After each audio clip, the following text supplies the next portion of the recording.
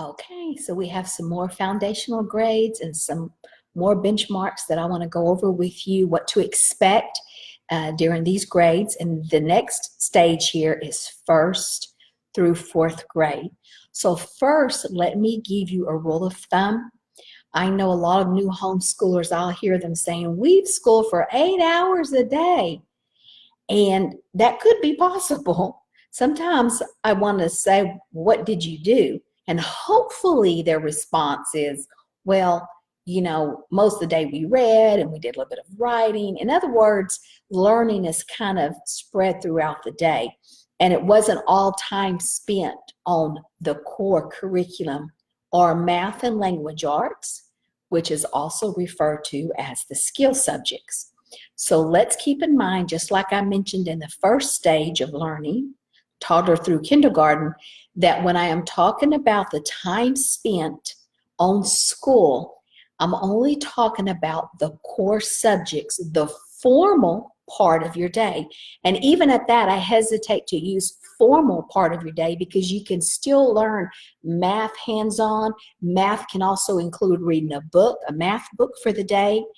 So the point is, there is a part of your day where it's dedicated to the core subjects for whatever grade that your child is in. Okay, let me give you a rule of thumb to go by, and this also will be in the handout, so you don't have to remember all of this. I just want to give you this big, huge, sweeping picture so you can see what you're aiming for the day, and to realize we don't really need that much time and we don't really need that much curriculum. Keep in mind, and I'm going to say this again, homeschooling is harder in many ways because there's not any interruptions. It's one-on-one teaching. There's a reason why when a child struggles in school that they get a tutor. Homeschooling's the same way. I know a lot of kids, when their parents took them out of school and brought them home, they began their day by crying. That's not what we want. And the reason they're crying is they can't really articulate that this is hard. Sure, some parts of it is fun. We can learn in our pajamas. But it's hard because it's quiet. There's nothing dividing our attention. In public school, there's always a shift in focus. Something's going on. Someone's making some noise. But in homeschool, it's not like that. It's just 100% concentrated effort. That's why it doesn't take as long. Now, sure, if you had a lot of interruptions for the day, it's okay. That's where you're at right now. You have to take care of whatever comes up, whether it's your health, your child's health, a toddler, a newborn, your health if you're pregnant, dad's schedule. All those things can't be helped. That's the beauty of homeschooling. But if you can, again, I encourage you, for the core subjects, try to get it in first in your day, just like I explained in the toddler and kindergarten phase. You want to get when kids are at their freshest. You want to get the best from them. You want to teach when they're the freshest. And usually that's first in your day. Everyone's first is different. We all have different schedules. Some, the first in their day is the afternoon. In my case, it wasn't. I would like for it to be the afternoon, but first in my day is the morning. I like morning. That's usually my time to do things I enjoy doing. But I don't do that, and I haven't done that because that is when my kids are up to. It's their best time of the day. And so I need to give the hardest subjects first, which is usually math and language arts. Okay, so here's the rule of thumb. We have first and second grade, again, about an hour to hour and a half for the formal subjects. Now, that does not mean that's all the learning they're doing for the day. But if you stick to getting an hour to an hour and a half in each day, that is a good rule of thumb. Consistency, always over how much you're doing. Consistency, especially in the skill subjects, because math and all of them, they have to be learned in order, in a sequence. So you need to be able to not skip any of those skills. Okay, so then the next then is 3rd grade. And usually that's when the honeymoon is over. That's what I call it. The honeymoon's over. And why do I say 3rd grade? 3rd and 4th grade are real significant. You'll see some real changes in your kids and the different things that they've struggled with. Usually about the 3rd or 4th grade, you can normally quit teaching phonics in a formal way. They've learned their phonics rules, they've learned vowels, consonants, putting them together, and they're reading now. And so now, instead of learning to read, it's switched and they're reading to learn, which is a huge difference. In the beginning, you have phonics readers, you have books for them to be able to read, for them to do good, but later on, then they have to read to learn. That's why it's so important to spend those foundational years teaching them to read. So now they're off and running and they can read. And the reason I say the honeymoon's over is because it switches from reading to literature. There's a transition there. There's not a particular grade level we can say, okay, this kid's, he's switching from solely focusing on phonics and learning how to read to now we're reading novels and chapter and beginning chapter books. Then that's called literature. And the literature stays with them all the way into high school. That's the difference between the two. Okay, so there's a little bit more reading involved. Also at this time, about 1st grade is where I encourage you, if you're going to teach cursive, to teach them there. Not 4th grade, not 5th, and public schools don't even teach cursive anymore. They see it as an obsolete skill. I happen to think we can have it all in homeschool. We can, we have time. Yes, it's hard to teach it. Yes, it takes time to teach it, but I think it's a skill any well-educated man should at least have or dabble in. And I taught all of my sons cursive, but you need to know about the development of a child, and normally it's about halfway through 1st grade is where they're like, okay, I've got more control of my fine motor skills, let me do it. My experience has been if you wait any longer because they weren't interested in it, the older they get, the less they want to do. You can try and try and they're not interested in it. It doesn't mean you should give up. I certainly think if they're 3rd or 4th grade and they're willing to try, you should do it. And there are books that will help them at that age to learn, but the sooner the better because they're more pliable, more moldable, more flexible. Once they form their writing, then they don't want to change. And matter of fact, between you and I, only my 1st kid learned print. After that, I just taught them cursive from the very beginning in kindergarten because I didn't want to go back. Why unteach something? Why unlearn it? Why unteach it? They can learn print from the cursive. It's just the opposite. They don't learn print and then cursive. You can learn cursive, and then from cursive, you learn print. So I even taught it in kindergarten starting because I didn't want to teach print. Let's just go with what we're going to learn. And I started it then. So much easier, and I'm so glad I did. Looking back now is the best thing ever because they have more patience with themselves too, and they're not so hard on themselves. The older a kid is and they realize they don't have pretty handwriting, they're harder on themselves. Okay, another reason why the honeymoon's over, and these are very significant stages, is because it also changes from penmanship to composition. Okay, penmanship is learning how to write. We're just learning how to write. Okay, that's exactly what it says it is. Composition is composing. It takes both sets of skills, learning how to write, having control over fine motor skills, and then composing ideas in their mind. That's hard. And that's where a lot of kids have a hard time because they haven't learned penmanship yet. Sometimes we say, okay, we want them to learn penmanship and we want them to compose, and it can't be like that. We have to have penmanship first to build a foundation, let them get the fine motor skill, then they learn composition.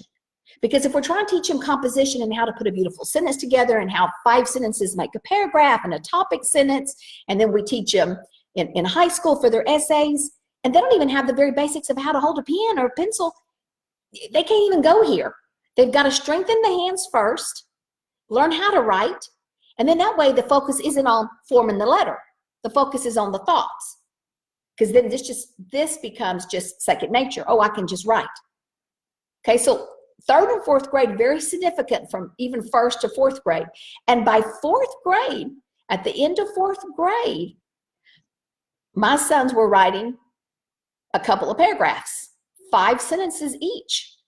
5 sentences each, and writing a little bit more. Actually, if we worked a week or 2 over, we would do 2 pages, like 2 pages, but not all at one time. If you teach them that they immediately are just supposed to learn how to write and have these ideas, that's what they get. That's what they think from the beginning. But you and I know that writing is multiple steps. Brainstorming, revising, a final draft. Kids don't want to do that. But if we don't teach them that at this age, then by the time they get to middle school or high school, they'll struggle. And they're impatient. Okay, so in the beginning, in first grade, while they're still learning penmanship, we give them sentences to copy. We help them compose an idea because they're concentrating on how to hold that pen and how to do the letter, right? So that's the difference. But that's why I said the honeymoon's over about third or fourth grade. It's a little bit longer. In fourth grade, then it's about 2.5 to 3.5 hours because it takes longer to write. We have a little bit more reading to do, but that's still all math and language arts, still the core subjects. Okay, something else I want to talk about here is about spelling. You have different opinions on spelling. My experience has been that as teachers, we get very impatient. We want output from a student, meaning test for spelling, before we have input. I don't believe in spelling in the first grade or kindergarten. Maybe first grade, maybe the end of first grade, but certainly not kindergarten. Kindergarten is when you're learning phonics. Phonics is the foundation for learning how to spell. They will learn how to spell. So I don't want to test them on something they haven't been taught yet. The educational world gets so impatient. Even homeschool moms get impatient. I better see what they know. We better do this assessment. We better do this spelling. Well, you haven't taught them anything. Teach them the phonics rules first. Get familiar with the phonics rules, how to put letters together, how to spell, what these two letters together, the sound they make, what these two vowels together, the sound they make. Let them dabble in that. Let them linger on it. Let them learn. Let them master that. Then we can have output. See, even though I did spelling with each of my sons as they started pre-K and K, I didn't call it spelling. We just learned cat and we put the letters together. Here's the at family, the A and the T, and here's the C, and we slid them together and we said cat. And then we changed the C out of there and we put a B and it was bat. That's phonics. It's also the foundation for spelling. So I really didn't start formal spelling lessons until about the end of first grade. And then spelling, you want to go up until about 7th or 8th grade if they haven't mastered. I had 2 sons I could do that with and another child I couldn't do that with. We went all the way through to high school with spelling because his spelling, he struggled with it. It was a subject he struggled with. And he knew that. And so he needed all the help he could get. So we went on through with high school. You can still keep it up with, and of course we did it different in high school. Sometimes he would do a formal spelling lesson, but most of the time he was held responsible for his spelling. He had to go look it up if he didn't. And if he struggled with words, he just made a little dictionary of his own, a little notebook, and he put the words there that he struggled with, the correct spelling of it. So, but the point is the formal teaching part of it is from about 1st grade or 2nd grade until about 7th or 8th grade on spelling. And then now we talked about penmanship, and then 3rd and 4th grade is when you start your beginning composition. We're switching from not just teaching them how to write. That's why you want to really spend the time in pre-K and kindergarten to work on those fine motor skills. Let them write, strengthen the muscles, get outside, play, do puzzles, do Play-Doh is what I'm trying to say. Do Play-Doh. Let them just keep squeezing and playing and pulling. All those things are strengthening them. Let them write with a feather, write with a Q-tip, punch hole, write with a short, or color with a stubby little color. I always broke my colors in half. Oh, they look so pretty, but I'd break them in half. And you should see them trying to hold, because a child has no other choice but just to hold a fat, stubby Crayola like this. And when you work on those in the younger years, you'll see the fruit of that work in these ages between 1st and 4th grade. So between 3rd and 4th grade, you want to start holding them a little more responsible for neatness too. And if you want to work on neatness, my tip is to cut back the amount of work so they can work on neatness, because from there, they're going to go to middle school and high school. They don't get to go back to these foundational grades. So cut back the work to make less more.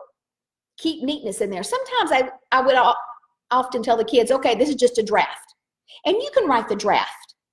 I'd help them, I'd draft. And then they would write the final composition. So just remember, between 3rd and 4th grade, it starts with the composition steps, the brainstorming, the revising, the publishing, the final draft, they'll start in about 3rd or 4th grade with that. And then usually phonics finishes up somewhere between 3rd and 4th grade. That's why you really want to be sure in pre-K and kindergarten, you've spent a good amount of time on teaching phonics, because then they're going to put it into action in these grades. Phonics turns to spelling. They'll be a good speller if you spent a good amount of time on those grades teaching them spelling. Math, it continues on here. Just we'll get the next grade level. They'll learn new concepts. And still, even too, reading books about math is a great way. Hands-on. Let me tell you something else about math too, is another one of my biggest pet peeves. And that is, I see a lot of math curriculum that quickly wants to take the child from to the abstract stage, from concrete. It's been my experience, even if in 4th grade, let them use timelines, let them hold them, let them use number lines. I meant number lines. Let them see that, use hands-on manipulatives to be at graphs. They still need the visual and the concrete, the one-to-one correspondence. Don't be so quick to take them off and say, okay, this is just abstract. We don't need to see these other visual things or hands-on things. So keep using manipulatives even through this 1st through 4th grade. Like again, I see a lot of homeschool moms, they just, here's a math worksheet. They need to still touch it, feel it, use these manipulatives, shapes, 3D shapes. Let them use a number line to jump the numbers. Let them touch all of that for a good while they're getting down these solid math facts, because those solid 4 math operations they're going to use all the way to whatever, even in high school, even when whatever math course you follow. There's different math courses. You can do, geometry before algebra, algebra after geometry. You can even do pre-calculus or just higher advanced math in high school. But here's the point to all of that, whatever course you're going to follow when we talk about in high school, it comes down to the 4 basic operations of math. Let them hold those manipulatives in these grades for a longer period of time. Okay, I think I have more too. I know I do have more there in the handouts. And then of course, as you have your questions, go ahead and post them too. Okay, that wraps it up for the 1st through 4th grade.